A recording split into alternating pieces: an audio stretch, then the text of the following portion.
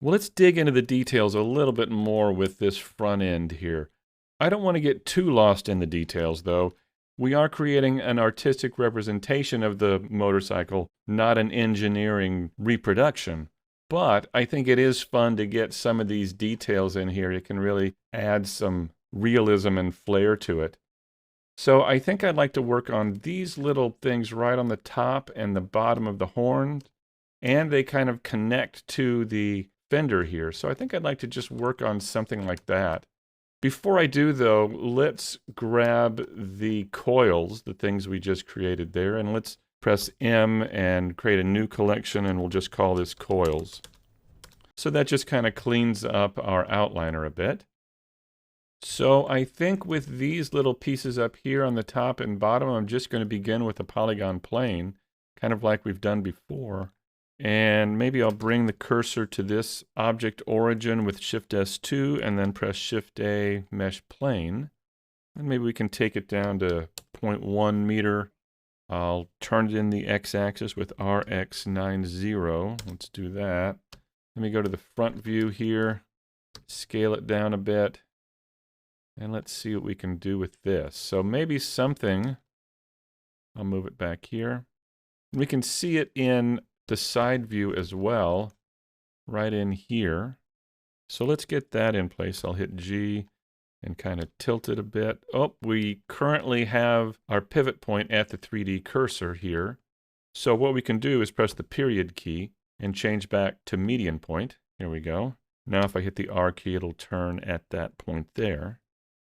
So I'm going to put this right about here.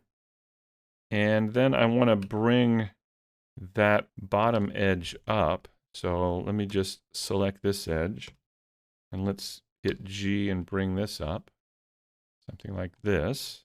And then I think I need to curve this a bit. Let's see. I'll press Alt-Z to go back to solid mode. And yeah, I think I need to curve this just a little bit because you can see it sticking out in there. So what I'll do is just add maybe 3 edges in here with Control R. And then I will press Alt-Z, select these points here. And then I'll hit G 2 times to slide those points along these edges here. Just want to slide them up. And let's take a look at how that's doing. Yeah, so maybe that's a little too much. I'm going to press Control Z. And let's try that again.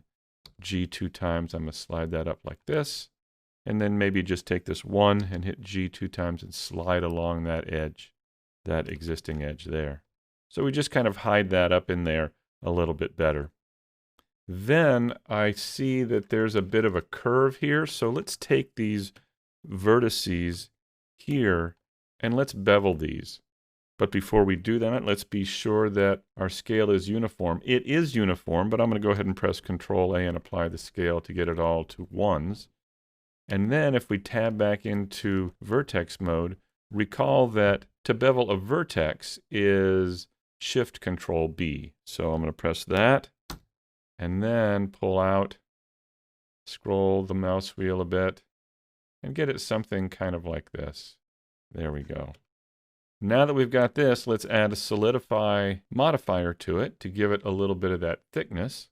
Come over here, modifiers panel, solidify. We've already applied the scale, although I just changed the scale now, didn't I? Let's hit Control A and apply the scale again. There we go. And let's choose even thickness. And I'll click and drag and hold the Shift key, and let's move this down. Looks like maybe about like that. So we have a little bit of thickness there. All right, the next thing let's do is these little screws. I'm not going to do the slots. I'm just going to do the curves there. But before we do that, we ought to do this strip. So let's do that. I'm going to press Shift A, mesh plane, RX90. Let's bring it up and shrink it down a bit. And then let's press SZ. And let's see if we can get this about the right size. So maybe something about like this. Now, is it curving out a bit? I can't really tell if it's curving out. It feels like there's a little bulge on the front of each of these. I can't really tell, but if we're going to do that, we ought to do it now while we only have quads. So maybe we could add a few edge loops here, pull this out just a bit, and then pull that out just a bit, just to give us a little bit of a bulge there, a little bit of a bend to that. And then let's go ahead and add those curves on the end. We can do that with our vertex bevel with Control-Shift-B. And let's pull these out like that. All right, now we've got that. Now let's add a little bit of thickness. Once again, solidify, even thickness. Let's click and drag and hold the Shift key down, and let's bring this maybe 0.0015. Let's try that. All right, let's bring it back. And then we'll turn it and bring it straight back here. Something like this. And then let's add these little guys here. And we will smooth this, but before that, let's add these little guys. Let's press Shift-S2 to move the cursor there. Shift-A Mesh UV Sphere. And I'm going to take this down to, say, 16 and 12, or even maybe about 12 and 8. Let's do that. And then the radius could be 0.1 or even 0.01. Let's do that. There we go. And then let's go to the side view. Let's take this and let's turn it RX90. Let's tab into edit mode, press Alt-Z and the 3 key, and let's delete the back faces like that. Alt-Z to go back to solid mode, and then let's take this down a bit. Let's scale it in the Y, SY. And let's see how this is going to work. So let's move it over here. Let's tilt it in the X-axis, RX. Turn that like that. And you get that in place. There we go. Let's press Shift-D, X, and move it over. We could have mirrored it, but just eyeballing it works sometimes. And so let's now take all of this and combine it, but we need to first apply our modifiers. So let's apply the solidify here and apply the solidify here. Then let's take all of these and press Control-J, and then we can right-click and smooth it, and then come down here to our Object Data Properties and click on Auto Smooth. There we go. And then let's duplicate it, Shift-D, and press Enter, and then just move it down on the Y-axis here like that. And then let's spin it in the Z, RZ180. And now it should be down here on the bottom. Yeah, there we go. All right, so down here, we could do that little piece down here, I think. If we wanted to, we could press Shift-S2 to move that there. We could go, let me go back to global here and press Shift-A Mesh Plane. Let's turn it in the X-axis like that. Let's scale it down and bring it into place here. And I think for this, I want to scale it down quite a bit. And then scale in the X so it's about the same width. Something like that. And then let's move it into place and maybe tilt it. Kind of like this. Move it into there. And then let's take that bottom edge here. And let's extrude this to get that kind of a curve here. I'll hit G just to move it up a bit, but then let's hit E, E, E, and then let's hit E again and bring it down like this. Let's try that. See how that looks. Go back to solid. Yeah, I think we can work with that. I'll bring this down just a bit, like that. And maybe we could take this and scale it in the X just a bit like that.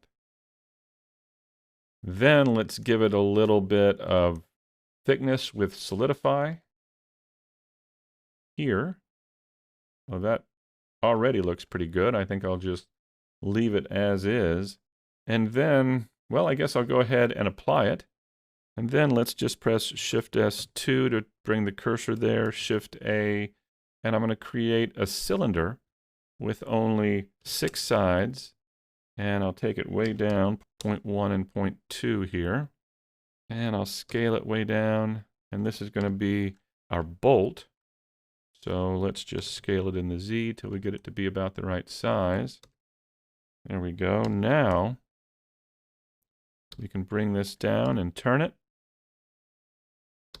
Put it down in here.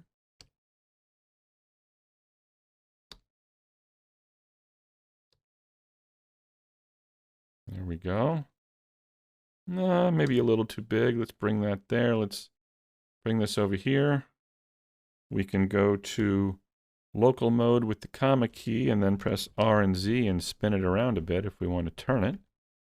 And let's bring that cursor to that point, create another cylinder here, and this time let's give it 12 sides, and then we'll scale it way down, and we'll just put this in here, right in the center of it, like this. Let's try that. What do we think? Yeah, we could take that and we could smooth it maybe. We could take this and we could smooth this. Turn on auto smooth as well. And then, well, let's just take these two, go back to global, and let's just press Shift DX and move it over here.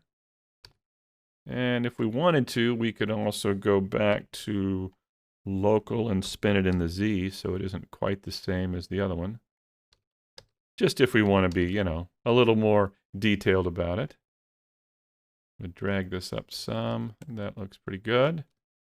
All right, so in the next video, we'll continue on with some of these larger pieces going down to the front tire.